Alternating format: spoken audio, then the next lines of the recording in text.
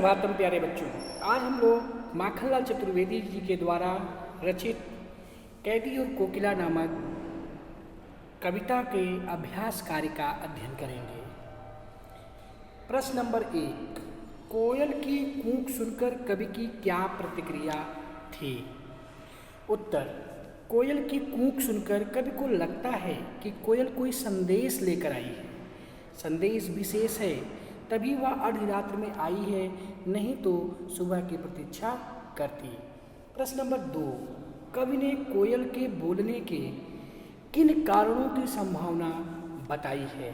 उत्तर, कवि ने कोयल के बोलने के निम्नलिखित कारणों की संभावना बताई है। नंबर 1, कोयल कोई संदेश देना चाहती है। 2, उससे कोई समस्या है। नंबर 3, समस्या अत्यंत गंभीर है, इसलिए वह सुबह होने की प्रतीक्षा नहीं कर पाती। नंबर 4, कोकिला के मन में लेखक की जंजीरों को देखकर दया का भाव है, इसलिए वह सहानुभूति दिखाने आई है। नंबर 5, कोयल विद्रोह के बीज बोने आई होगी। प्रश्न नंबर 3, किस शासन की तुलना तम के प्रभाव से की गई है और क्यों? उत्तर, अंग्रेजी शासन की तुलना कवि ने अंधकार के प्रभाव से की है, क्योंकि अंग्रेजी सरकार की कार्य प्रणाली अंधकार की तरह काली है। यहाँ अन्याय अंधकार का प्रतीक है, क्योंकि अंग्रेजों की शासन प्रणाली अन्यायपूर्ण थी। प्रश्न नंबर 4, कविता के आधार पर पराधीन भारत की जेलों में दी जाने वाली यंत्रणाओं का वर्णन कीजिए। उत्तर, कविता के आधार पर हम यह कह सकते हैं कि तत्कालीन समाज में अंग्रेजों द्वारा भारतीय कैदियों को तरह तरह की यातनाएं दी जाती थीं। उन्हें अंधेरी कोठरी में जंजीरों से बांध कर रखा जाता था। उस कोठरी का क्षेत्र बहुत सीमित था, जिसमें ठीक से रोशनी भी नहीं पहुंचती थी।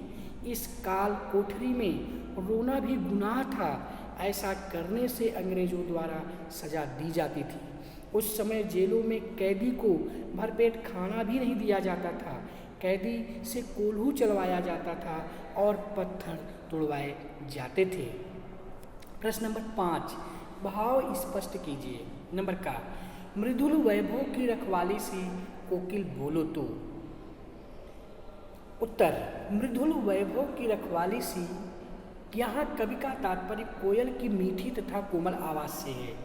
उसकी आवाज़ में मिठास होने के बाद भी वह वेदनापूर्ण आवाज़ में चीख उठती है, तो कवि उससे उसकी वेदना का कारण पूछता है। प्रश्न नंबर खा, हूँ मोट खींचता लगा पेट पर जुआ, खाली करता हूँ ब्रिटिश अकड़ का कुआं से आशय क्या है? इसका आशय है, अंग्रेजी सरकार कवि से पशुओं के समान परिश्रम करवाते हैं।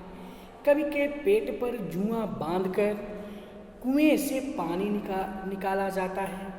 इससे वे दुखी नहीं होते तथा अंग्रेजी सरकार की अकड़ को समाप्त कर देना चाहते हैं।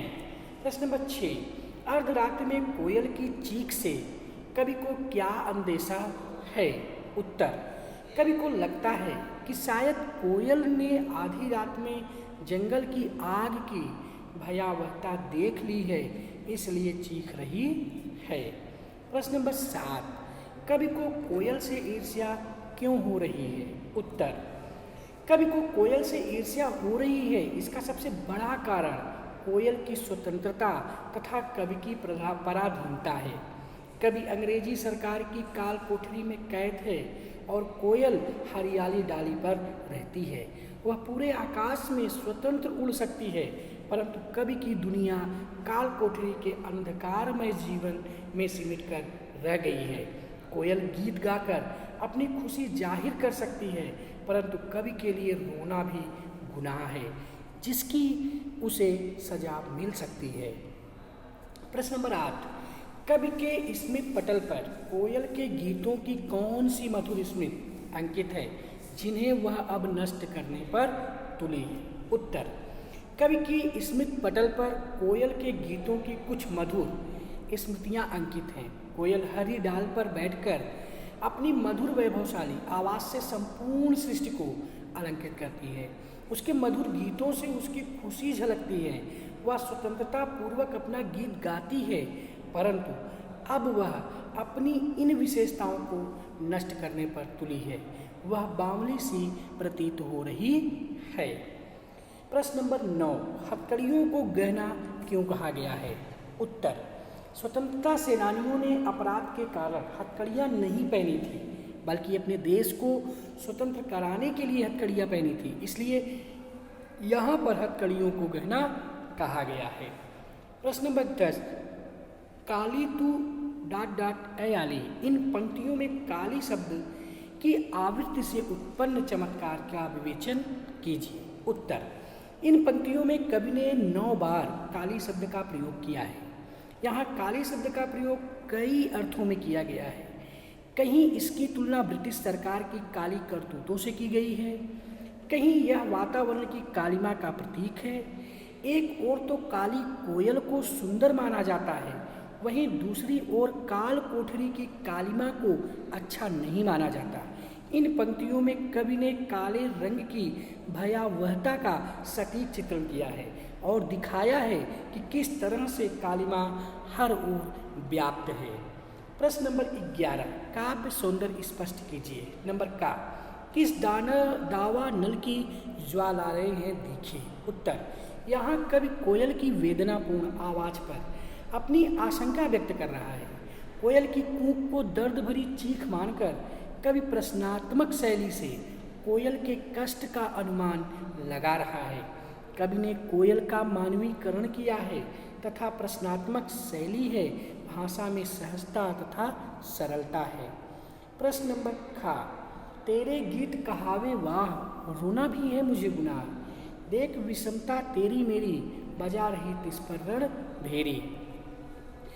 खा नंबर, प्रस्तुत पंक्तियों में कवि ने अपने तथा कोयल के जीवन की विषमताओं का उल्लेख किया है। कवि ने यहाँ तुकबंदी का प्रयोग किया है, अपनी तथा कोयल के जीवन की तुलना की है। कोयल स्वतंत्र है और गाकर आनंद प्रकट कर सकती है, जबकि कवि के लिए तो रोना भी एक दंडनीय अपराध है। कोयल का मानवीकरण बहुत ही सुंदर है, तुकबंदी का प्रयोग किया गया है तथा भाषा अत्यंत सरल, प्रवाहमयी एवं संगीतात्मक है। इस तरह से हम लोगों ने कैदी और कोकिला माखनलाल चतुर्वेदी जी के द्वारा रचित कविता के अभ्यास कार्य का अध्ययन किया। जय भारत, जय हिंदी, धन्यवाद।